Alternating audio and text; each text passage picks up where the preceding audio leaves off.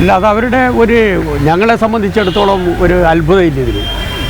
കാരണം ഒരു ഉന്മൂലനം എന്ന് പറയുന്നത് അവരുടെ ഒരു അജണ്ടയാണ്. അത് മിഷണറിമാരും മുസ്ലിങ്ങളും കമ്മ്യൂണിസ്റ്റ് പാർട്ടിയും ആഭ്യന്തര ശത്രുക്കളാണ്. അതുകൊണ്ട് കമ്മ്യൂണിസ്റ്റ് പാർട്ടിക്കെതിരായിട്ടുള്ള ആക്രമണം ആദ്യം തന്നെ തുടങ്ങിയതാണ്, ഇപ്പോൾ നടന്നുകൊണ്ടിരിക്കുകയാണ്. മൈനോറിറ്റിക്കെതിരായിട്ടുള്ളത് ഇപ്പോൾ പ്രകടമായിട്ട് തുടങ്ങി. ഇത് യഥാർത്ഥത്തിൽ നമ്മുടെ കത്തോലിക്ക സഭയും അതുപോലെ തന്നെ വിവിധ സഭകളുടെയും മേലധ്യക്ഷന്മാർ ഇതിൽ ഒരു ക്ഷമാപണം നടത്തേണ്ടതുണ്ട് പൊതുസമൂഹത്തോട്. കാരണം കേരളത്തിൽ നിന്ന് ആദ്യമായി ഒരു BJPയുടെ MPയെ ലോകസഭയിലേക്ക് എത്തിച്ചത് ഈ വിഭാഗമാണ്. അത് അംഗീകരിച്ച് പോകണം ആദ്യം.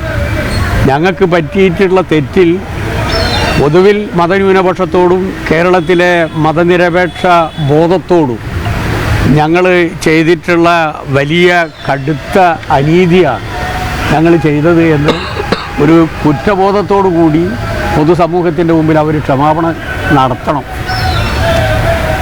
ഇതുവരെ സുരേഷ് ഗോപിയെ ജയിപ്പിച്ച ആ വിഭാഗത്തെ ഈ രൂപത്തിൽ വേട്ടയാടുമ്പോൾ ഒരു MP എന്നുള്ള നിലയിൽ, ഒരു മന്ത്രി എന്നുള്ള നിലയിൽ അദ്ദേഹം പ്രതികരിക്കാതിരിക്കുന്നത് അത്ഭുതമായിട്ടാണ് കേരളത്തിലെ പൊതുസമൂഹത്തിന് തോന്നുന്നത്.